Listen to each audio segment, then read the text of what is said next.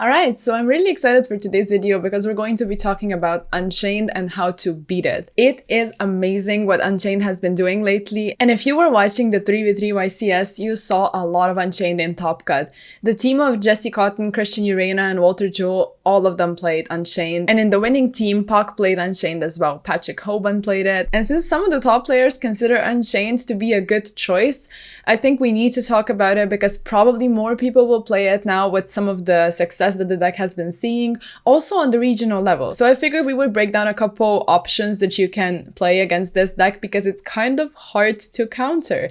And not to discourage you, but it is kind of weird. Before we get into it, please like the video if you like it, and let me know down in the comments if there are any techs that I maybe missed, especially if you're personally playing Unchained and you kind of know which cards hurt you. So yeah, getting right into it, I already sort of alluded to the fact that it's kind of hard to counter Unchained. It's very weird because there is not a single blowout card that's going to deal with the board, and hand traps are also kind of awkward against the deck. So mainly we're going to go through some of the most played stuff and a couple random cards that you can use against the strategy and sort of the points of interaction, and hopefully you do well against the deck because it's not that the deck is like insanely busted. It is just really good at doing what it does, and it just puts up this sort of mid-rangey board that is consistent. And I think that's like the best part about the deck. It is going to put up the same board almost in every single combo. They are usually 2-card combos. They need like 2 bodies on the field to be able to link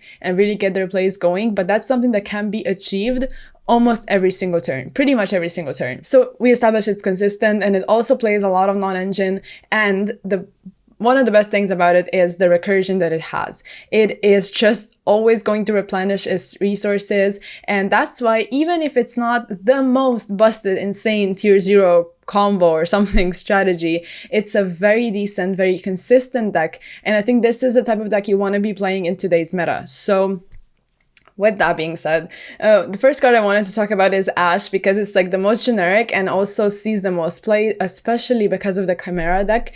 And I wanna, I guess, start this off by saying that Ash is not amazing against Unchained. I think a well-timed Ash can stop their plays, but essentially it's really going to depend on their hand and sort of the plays they're going for. You're gonna wanna, I guess, see how many resources they actually have. Sometimes Ash is not going to do enough, but a well-timed Ash on a 2-card combo will be able to stop them because, like I said before, they want to establish 2 bodies and start with their plays. So you might want to throw cards like Ash and also some negation effects on Tour Guide because it is going to jumpstart their combo. Another good place to Ash would be Pot because they are going to play it.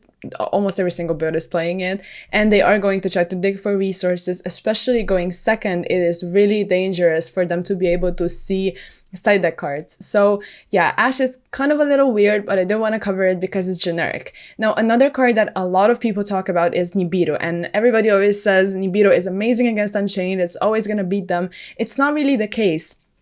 Number one, they have Caesar, which means that you would have to Nibiru them before they go into it. And number two, from what I've seen, some of the well-versed players are going to be able to play around Nibiru. Most of the 3-card combos will be able to probably play around it.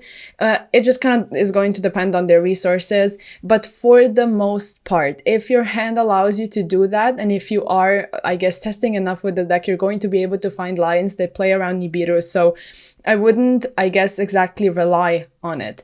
What you can do is try to pair it up with Impermanence maybe and negate the Caesar when they are done with their entire combo and hopefully went through their, I guess, entire resource pool, but that's not always going to be the case. And since I mentioned negation effects a couple of times already, you would probably have to use Impermanence as like a going second card to negate Caesar if you have no ways of playing through it. So I wouldn't necessarily try to use it as a hand trap, maybe on Tour Guide, but for the most part, you just want to negate the card that's going to be an issue with your hand at that point in time. So either the Unchained Solar Rage or the Caesar, because that's usually what their end board is going to consist of. So when it comes to impermanence, you're going to want to decide for yourself, but like other negation effects, I wouldn't really suggest playing. It's just not going to do much against them. But speaking of some other hand traps, D-Shifter is an interesting one because It's not horrible when it comes to like their resources in the graveyard. Their stuff is still getting banished, but you need to keep in mind that their cards are going to trigger when they're banished anyway. So they just need to be destroyed either by battle or card effect. And it doesn't really matter that they end up on like in the banished zone. So yeah, it is not ideal, but they still don't have any other resources in the graveyard. They're not gonna be able to use Yama to revive or like summon something with the trap card. It is not bad, but it's not amazing. So there's that. Another card, another hand trap, I should say, is Didi Crow.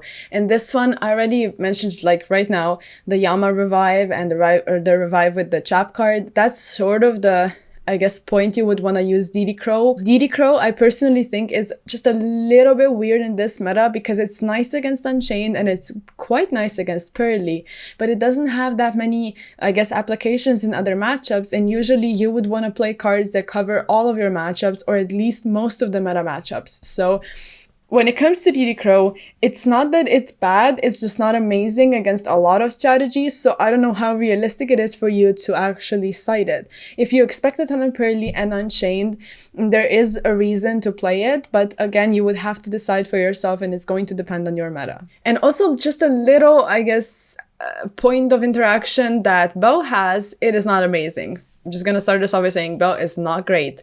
However, it can be used in the damage step, whereas other cards cannot, because this one actually negates activations. So if there is anything that you would wanna negate in that point in time, like, I don't know, Unchained Soul of Rage, for example, adds from the graveyard when it's destroyed either by battle or card effect. So that's like a very niche thing, but you can use Bell sometimes when you couldn't use other hand traps. So that's why I wanted to mention it, but I'm not saying it is great. It is really not that amazing.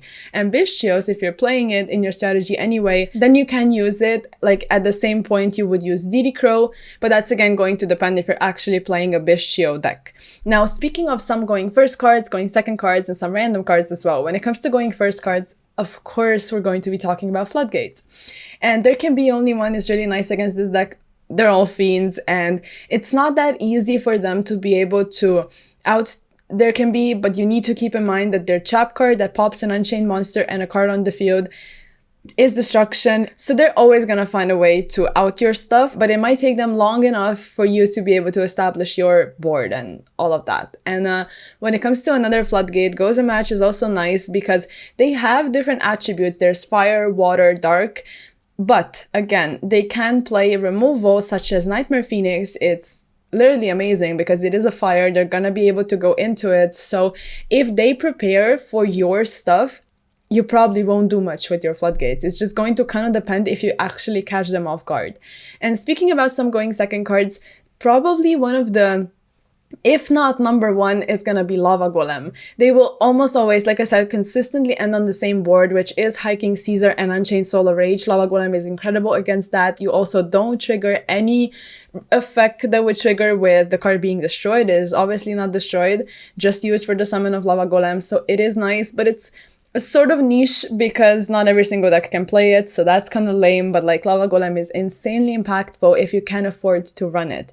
Another one is Pankratops. It's actually able to threaten the Unchained Soul of Rage. It can be destroyed obviously by battle, so at that point you're forcing their cards, and that's always nice. Also, we have some back row removal. I should say one, not some, it is one. Cosmic Cyclone is going to be amazing because everything else is just going to trigger their cards, and you don't want to do that. You don't want to get them pluses off of their trap cards being destroyed, but Cosmic Cyclone makes them banished, and that is sort of invaluable against this strategy, so you want to make sure you banish their cards.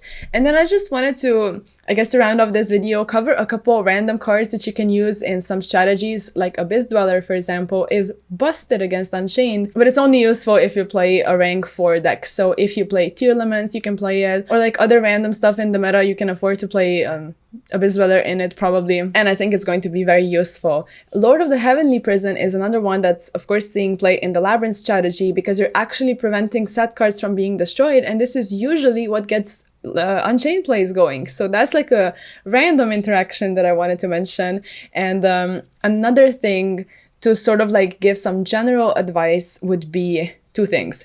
You want to focus on removal that is not destruction, like we already mentioned, and I think in some decks you can very easily do that. You can go for either Zeus or Mirror Jade in today's meta, which is quite easily established in some of the top contenders. So make sure to go for removal that is going to send, banish, return to the deck or something, but not destroy. And the last piece of advice I have for you, put your stuff in defense.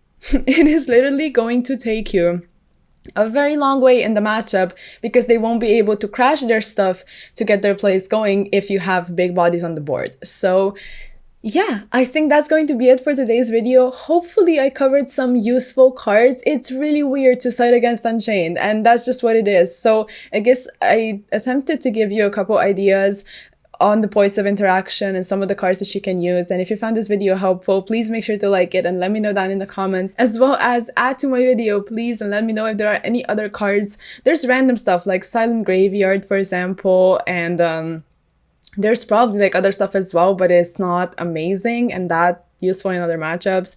So yeah, there's many cards out there. We just need to find them. And with that, I'll see you guys in the next video. Bye.